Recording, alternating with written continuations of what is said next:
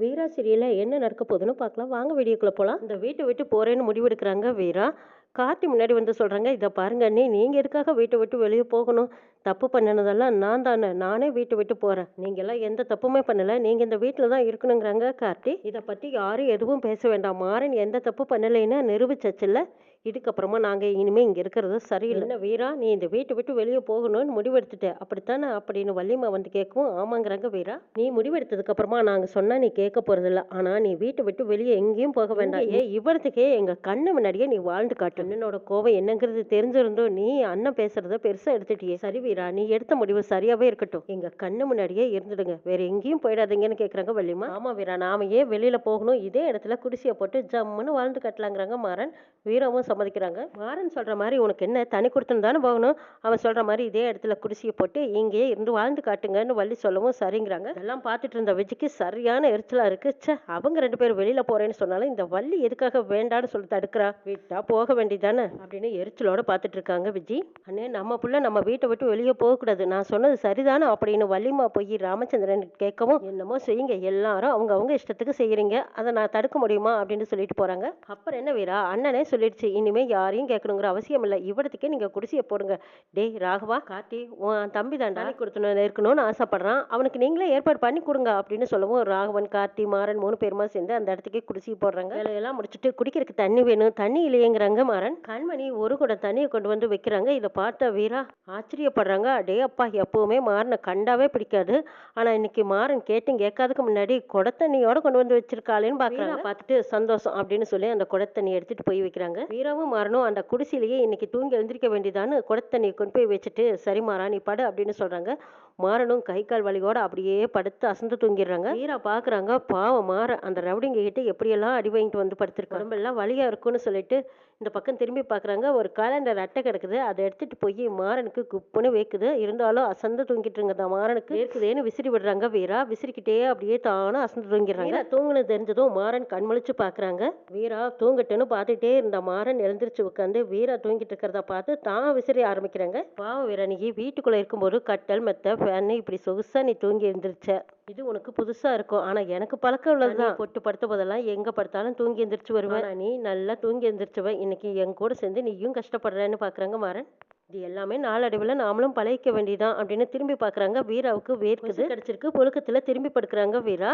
மாறன் அந்த விசிறி எடுத்து வீரா நல்லா தூங்கிட்டுன்னு விசிறி எடுத்து விசிறிக்கிட்டே இருக்கிறாங்க. வீராவும் நல்லா அசந்து தூங்கிடுறாங்க. பொழுது விடிஞ்சிருது.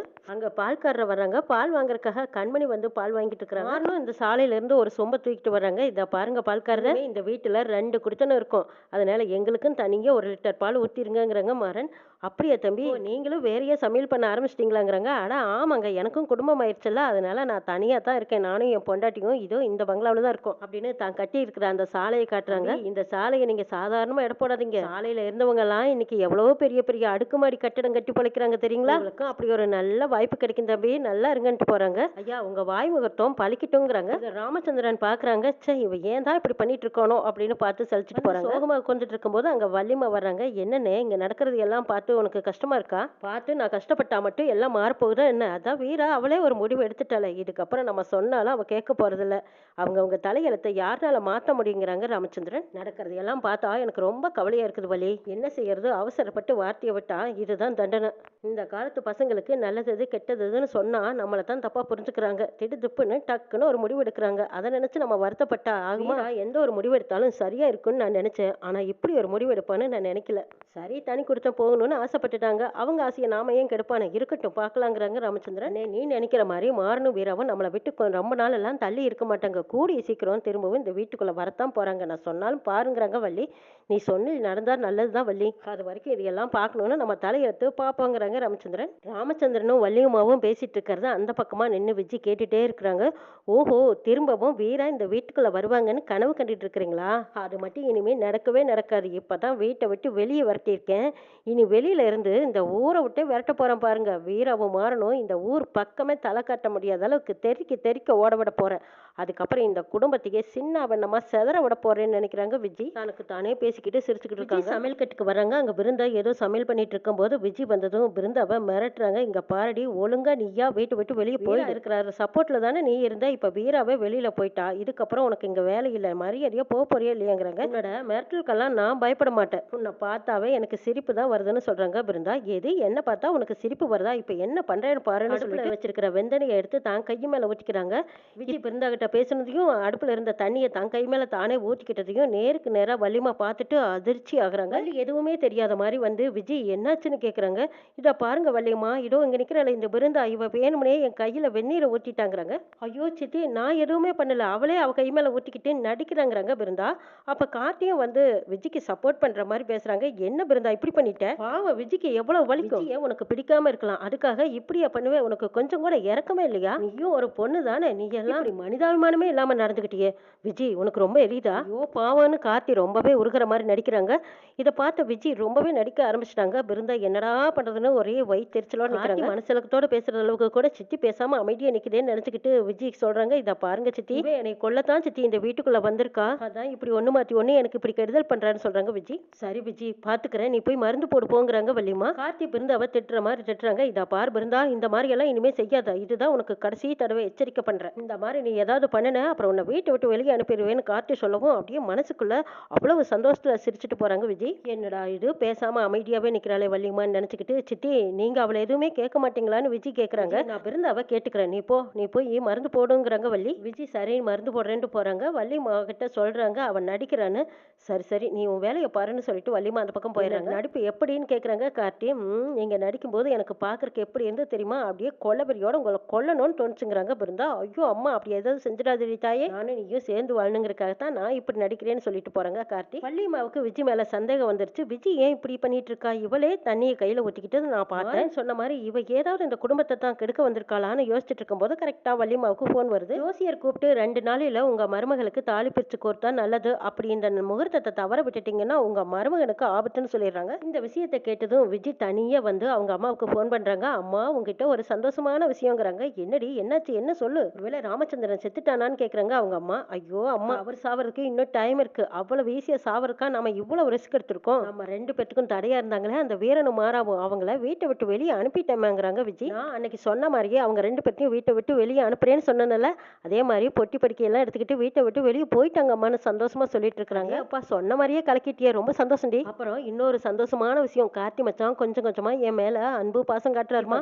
என் பக்கம் திரும்புறாரு, நான் எப்படியும் திருப்பிட்டேன் பாருங்கிறாங்க. என்னம்மா நான் பாட்டுக்கு சந்தோஷமா சொல்றேன், நீ எதுவும் பேசாம அமைதியா இருக்கேன்னு விஜய் கேட்கவும், இல்லடி உன்னை மொத்தமா முழுசா வெறுத்து ஒதுக்குனவன் இப்ப திரும்ப உன்னை பாசமா பாக்குற மாதிரி பாக்குறான்னா அதுல ஏதோ ஒரு திட்டம் இருக்குதுங்கிறாங்க. என்னமோ சந்தேகமா தான் இருக்குதுங்கிறாங்க. ஆமா போமா, நீ எப்பவுமே சந்தேகமா தான் பாப்ப, அவரு முழுசாவே மாறிட்டாரு, நீ எதுக்கு எடுத்தாலும் சந்தேகப்படாத சரியா. சரி அப்ப அந்த பிருந்த என்னடி பண்றான்னு கேக்குறாங்க. அவ அக்காவை இப்பதானே வீட்டை விட்டு வெளியே விரட்டி இருக்கேன், அவளுக்கு இவ்வளவு நாளா சப்போர்ட் பண்ணா அவ அக்கா இருந்தா, இப்பதான் அவளையும் விரட்டிட்டேன், அடுத்தது இவளையும் ஆளு பிரிச்சு கோர்க்கிற ஃபங்க்ஷன் அன்னைக்கு விரட்ட போறேன் பாருங்கிறாங்க விஜய். அப்படி அது எப்படி அப்படின்னு அவங்க அம்மா கேட்கவும் அந்த ரகசியத்தையும் விஜய் அவங்க அம்மா கிட்ட சொல்லிட்டு இருக்காங்க. விஜய் அடுத்தது அவங்க ஊர்ல இருக்கிற அத்தைக்கு போன் பண்றாங்க. அத்தை எனக்கு இன்னும் 2 நாளையில தாலி பிரிச்சு கோர்க்கிற விசேஷம் வச்சிருக்காங்க, நம்ம குலதெய்வ கோயிலுக்கு நீயும் வந்துருந்தீங்கிறாங்க. நான் சொல்லி கொடுத்த மாதிரி நீ சொல்லத்தேங்கிறாங்க. சமாசரம் சரி நான் வந்துடுறேன்ட்டு போன வைக்கிறாங்க. இந்த பக்கமா மாறன் இதெல்லாம் பார்த்துட்டே இருக்காங்க. என்ன பிளான் பண்ணிருக்கான்னு எல்லா விவரத்தையும் கார்த்தி கிட்ட சொல்லிடுறாங்க. சரி எல்லாரும் கோயிலுக்கு போயிட்டு வந்துடலான்னு வள்ளிமா சொல்லவும் சரின்னு எல்லாரும் கோயிலுக்கு கிளம்புறாங்க. இருந்தா தெரியாம திருட்டு தாலிதானே கட்டிக்கிட்டா, அவளை விட்டுட்டு போயிடலாங்கிறாங்க. கார்த்தியும் ஆமாமா சரி பிருந்தா நீ இங்கேயே இரு அப்படின்னு சொல்லிடுறாங்க. பிருந்தாவை விட்டுட்டு போகும்போது அங்க பிருந்தா அழுதுகிட்டே இருக்காங்க. திரும்பவும் வள்ளியம்மா ஜோசியர்கிட்ட கேக்குறாங்க. இல்லம்மா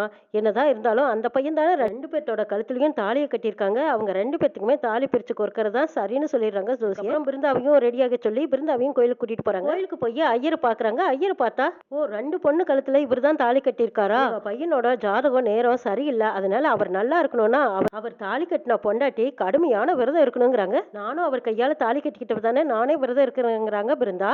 இல்ல இல்ல நான் தானே முதல்ல தாலி வாங்கிட்டேன், நான் தான் விரதம் இருப்பேங்கிறாங்க விஜய். 2 பேருமே அவரோட மனைவி தானே, நீங்க 2 பேருமே விரதம் இருங்க, யாரோட விரதம் கடுமையான விரதமா இருக்கும் அவங்களாலதான் தம்பியோட உயிர் காப்பாற்றப்படுதுன்னு அர்த்தம்னு சொல்லிடுறாங்க ஜோசியர். ஒருத்தர் கடுமையா விரதம் இருக்கலாம்னு சொல்லிட்டு ஆணி செருப்புல ஏறாங்க. அதுவும் மாறன் சொல்லி கொடுத்த மாதிரி ஒருத்தர் ஏற்பாடு பண்ணிருக்காங்க கோயில்ல. பிருந்தாவுக்கு லப்பர் செருப்பு, விஜய்க்கு ஆணி செருப்பையும் கொடுக்குறாங்க. வந்து சொல்றாங்க மாறன் பூசாரி சொன்னதா அத்தனையும் நம்ம செட்டப் தானுங்கிறாங்க. விஜி தனியா வேற ஒருத்தர்கிட்ட போய் தீச்சட்டிக்கு கீழே வாழைமட்டையும் சேர்த்து கட்டிருங்கிறாங்க. சட்டி எடுக்கும்போது நம்ம கையை சுடாம இருக்கணும். ஆணிக்கல்ல ஏறி காலெல்லாம் வலிக்குது. இதையாவது தப்பிச்சுக்கலாம்னு நினைச்சுக்கிட்டு விஜி ஐடியா கொடுக்குறாங்க. அந்த ஐடியாவிலையும் விஜி தோத்து போயிடுறாங்க. விஜிக்கு வாழைமட்டை தீச்சட்டி எடுத்துட்டு வராங்க. இந்த பக்கம் பிருந்தா உண்மையிலுமே தீச்சட்டி எடுத்துட்டு வந்து கையெல்லாம் புண்ணாகுது. நான் ஆத்மார்த்தமா உண்மையிலுமே என் கார்த்திக்காக நான் விரதம் இருந்து தீச்சட்டி எடுக்கிறேன், என்ன ஆனாலும் சரின்னு சொல்றாங்க பிருந்தா. தீச்சட்டியை இறக்கி வச்சதுக்கு அப்புறம் பார்த்தா கையெல்லாம் புண்ணா இருக்கு. இதை பார்த்தா விஜி இதுதான் சான்ஸ்னு இவ செஞ்ச பரிகாரம் எல்லாம் நடிப்பு, அதனாலதான் இவ கையை இப்படி வந்திருக்கு. பூசாரியர் வந்து சொல்றாங்க, ஆமா யார் கையில காயம் ஏற்பட்டிருக்கோ பரிகாரத்தை அம்மன் ஏத்துக்கிட்டதா அர்த்தங்கிறாங்க. வள்ளிமாவுல இருந்து அங்க இருந்து அத்தனை பேருமே பிருந்தா தான் கார்த்தியோட உண்மையான பொண்டாட்டி, அவங்க 2 பேரும் தான் புருஷன் பொண்டாட்டின்னு தீர்மானம் பண்ணிட்டாரு. அதனால நம்ம என்ன சொன்னாலும் அதை மாத்த முடியும். கார்த்திக்கு உண்மையான பொண்டாட்டினா அது பிருந்தா தான் சொல்லிடுறாங்க. இதை கேட்ட விஜி கோவத்துல கொந்தளிச்சு நிக்கிறாங்க. இந்த பக்கமா வள்ளிமா வந்து பார்த்துட்டு, எல்லாருமே நீ தான் கார்த்தியோட பொண்டாட்டின்னு ஏத்துக்கிட்டோம், நீ போய் புடவைய மாத்திக்கிட்டு வா, சடங்கு பண்ண ஏற்பாடு பண்ணணும்னு வள்ளிமா சொன்னதும் பிருந்தாவும் சந்தோஷமா போய் புடவைய மாத்திக்கிட்டு வந்து கார்த்திகை பக்கத்துல உட்கார்றாங்க. பிருந்தாவுக்கு தாலி பிரிச்சு கோர்க்கிற ஃபங்க்ஷனை சிறப்பா கொண்டாடுறாங்க. கார்த்திகையால தங்கத்தாலி போட்டுக்கிறாங்க பிருந்தா. எல்லாமே வேதனையோடும் வெறியோடும் கோவத்தோடும் பார்த்துட்டு இருக்காங்க விஜி.